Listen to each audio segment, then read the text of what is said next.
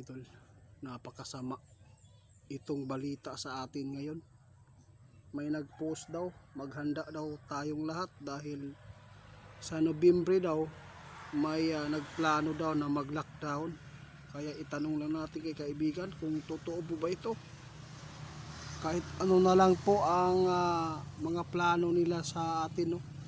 Kaya nakakabahala, ano kaya ang dahilan? Bakit kaya nila ila-lockdown po ang Pilipinas ngayong Nobyembre? Ano kaya? Baka po gawa-gawa lang po ito mga ito. Kaya tandaan ninyo, nandito pa si kaibigan, pwede pa tayo magtanong sa lahat ng nag-alala, kasi may hinulaan si kaibigan dyan na papasok na may karamdaman o virus. Nakakakaba naman po itong nangyayari ngayon mga idol. Kaya kaibigan,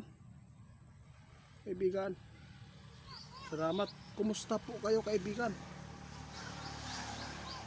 May nag-request po, may nag-post ba? May lockdown daw sa Nobyembre ngayong taon na to. Nag-alala si Ma'am Edith. Hindi lang si Ma'am Edith ang nagpaabot sa atin, marami pa. May nag-post po, Nobyembre daw, magla-lockdown daw dito sa amin, dito sa Pilipinas. Ano kaya ang ibig sabihin nila? Baka po nagpapa-views lang to. Patay. Mga idol ito lang po, sabi ng ating kaibigan.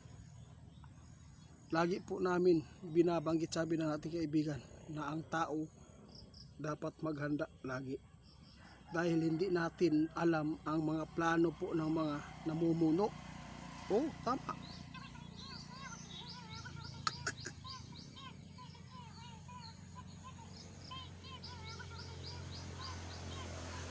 Pastilan. Mga idol, may kasagutan na, no? Mag-ingat lang po tayo mga idol Alam po ninyo mga idol, yung nakita ng ating kaibigan na may mga sakit o virus na papasok, kaya hindi pa natin alam, baka ito po ang dahilan, no? Pero wala naman pong nakita si kaibigan na ngayong Nobyembre ay magla-lockdown. Wala siyang nakita, pero mas maghanda. At yung mga ipinapaabot namin, mag-imbak ng tubig, baka may mangyayaring El Nino, di ba? At least nakapaghanda kayo. Pero wala naman pong nakikita si kaibigan. Kung mayroon man pong nakita si kaibigan patungkol po sa El Nino, sa ibang bansa po ito magaganap mga idol. Marami na pong namamatay doon. 16,000 na mga idol. Dahil sa sobrang init o heat wave, no?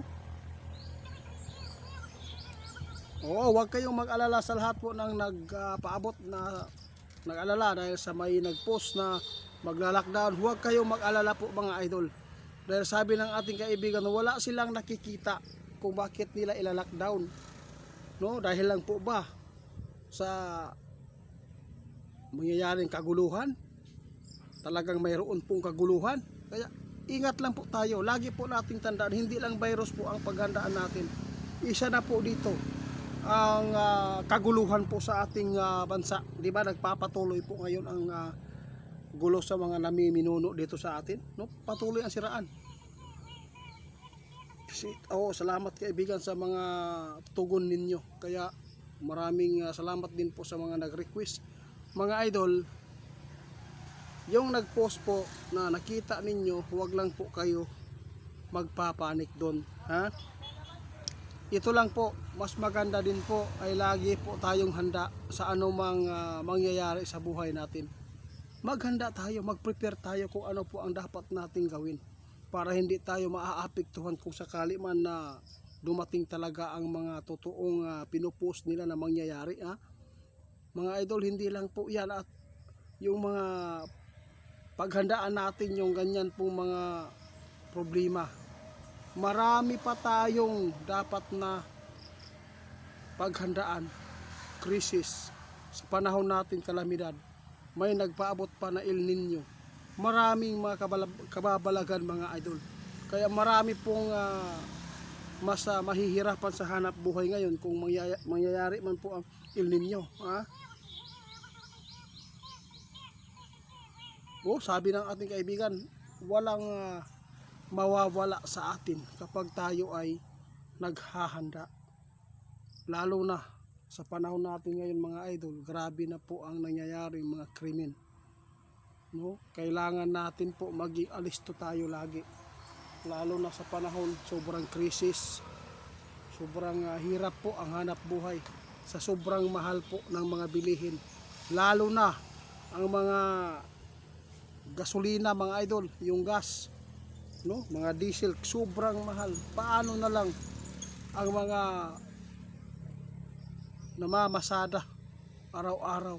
Mayroon pa ba silang matitira doon? Oo. Huwag tayo, no, ano lang sa isang trabaho. Kailangan po marami tayong sideline na, yung marangal na sideline mga idol.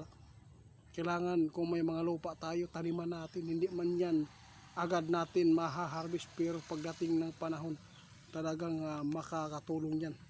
Yun po ang paghandaan ninyo.